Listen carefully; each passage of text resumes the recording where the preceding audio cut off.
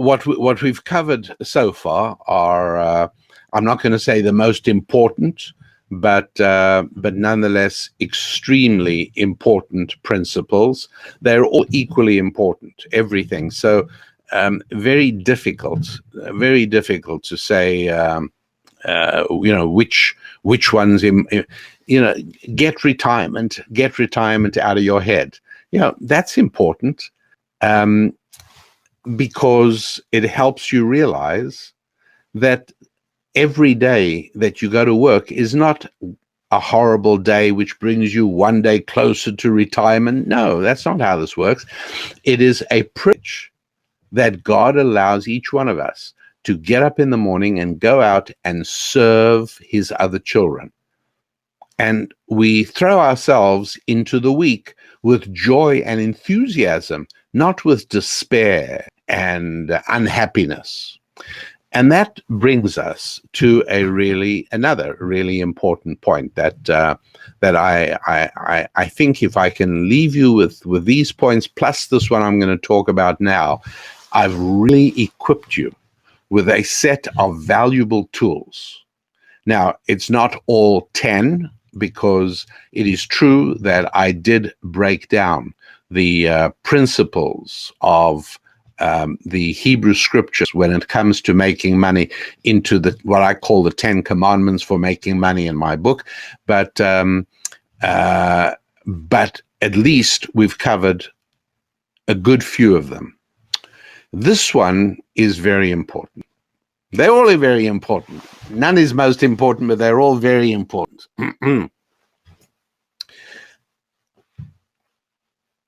You need, well, let me tell you about an insurance company in the United States called MetLife. Now, they have thousands of agents all around the country. And what happens is they advertise online, in newspapers, everywhere. We're looking for agents to come work for MetLife. And what they do is they teach you how to sell insurance. And then you can make a very good living selling insurance if you get to be good at it, particularly. So that's what MetLife does. There's one problem, and that is they discovered that over 60% of all the people that they hired and trained within 2 years had left, because selling insurance, nothing's easy. Right? It doesn't come easily. It doesn't matter what we do. And what's more, we've got to realize that we are all sales professionals. It doesn't matter even if you're a teacher, you are selling. You are selling your students on paying attention to you and listening to you. You are selling your school administrators on the idea that you are a good teacher. We're all in the process of selling all the time. It isn't easy, no matter what it is. And so sure enough, more than 60%, that is, after MetLife had trained 100 agents, and it's expensive to spend nearly a year training, that within the next 2 years, there's no longer 100, there's only about 30. So all the money they spent on the other 70 is wasted. So they were very desperate to find a way of measuring the people they were hiring to see which ones would stay on and become successful. And they did all kinds of measuring. How many years of schooling didn't make any difference. People with a lot of years of schooling left with the same frequency as people with the low level of schooling. They measured intelligence. They measured all kinds of things. And what they would all they wanted to know was who's going to be good at this and will stay. And they had no way of doing it. And finally, a guy called Dr. Seligman, I don't remember his first name, came up with this weird idea. He said maybe it has something to do with optimism. Now, optimism is a spirituality, but if we could find, well, what he did is he came up with a way of deciding whether people tended to be more optimistic or more pessimistic. And he said to MetLife, let's go ahead and hire 100 people who have a very high optimism, and we'll also hire 100 people who have very low optimism. Well, guess what? People who had a very low optimism, out of the 100, about 8 of them left, never stayed. Out of the people who were very optimistic, about 90 stayed. And so from then onwards, to this very day, MetLife wants to hire people who are optimistic. Now, it's not easy to measure optimism, like I said, it's very hard. But your only problem is, how do you become an optimistic person? Well, why should optimism be so important in business? And I'll tell you. The first reason is because the only way to make money is to interact with God's other children and to get them to know you and to like you and to trust you. Well, just think about it. I'm sure you know a few pessimistic people in your life. Don't you avoid them? Don't you just hate spending time with them? They're like big drains that just drain your energy away from you. Spending time with pessimistic people is painful. Everything is wrong, everything's a whine, everything is negative. It's horrible. And some people are like that. Well, if you're like that, don't think you'll ever succeed in business. You can't. Because succeeding in business means to connect with other people and for them to know you and like you and trust you. That never happens if you're a pessimistic person. So that's all fine.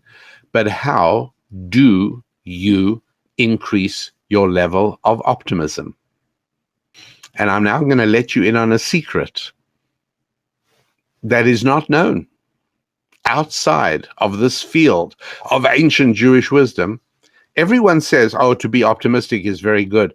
It means you can handle the downtime. No matter what you do, whatever business you're in, no matter what you do, there are always going to be times where you're going to be less successful, right? There are going to be times where you're going to think to yourself, oh, is this going to work? And if you have optimism, to be able to jump in, and you have the ability to move forward enthusiastically, it's a fantastic gift. And so optimism is extraordinarily useful in this area. How do you increase your level of optimism?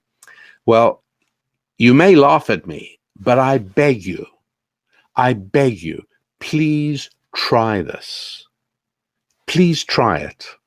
And then go to my website and send me an email, a letter saying, thank you, Rabbi Daniel Lapin. You were right. That's all. That's all I want to hear from you. You were right. Here it is. You want to increase your optimism level to become an optimistic person. And that means people love being with you. And that means you can connect more easily with people and get to serve more people. Here's how you increase your optimism level. Increase your gratitude level. That's right. Say thank you much more than you do now. To who?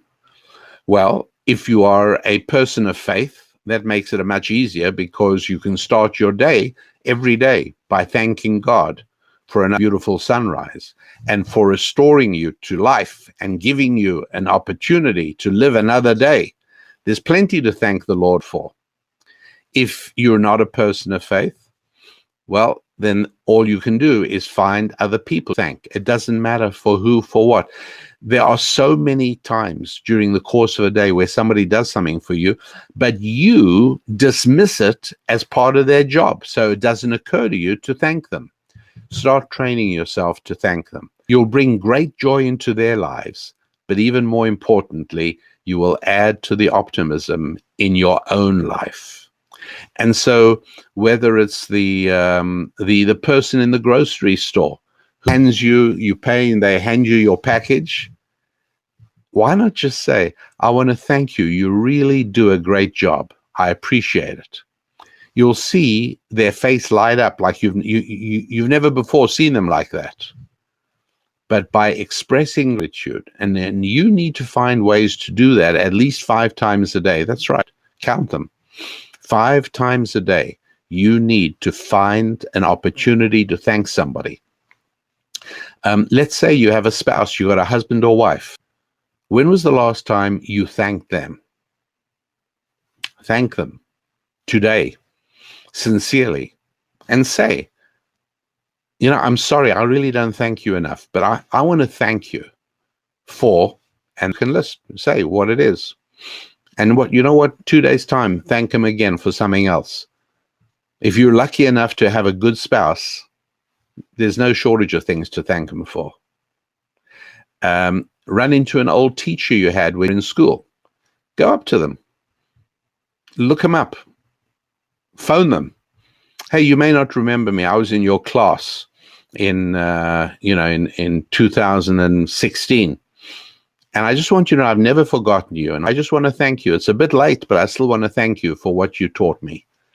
You've made not their day, you made their week. But more importantly, you have also increased your optimism.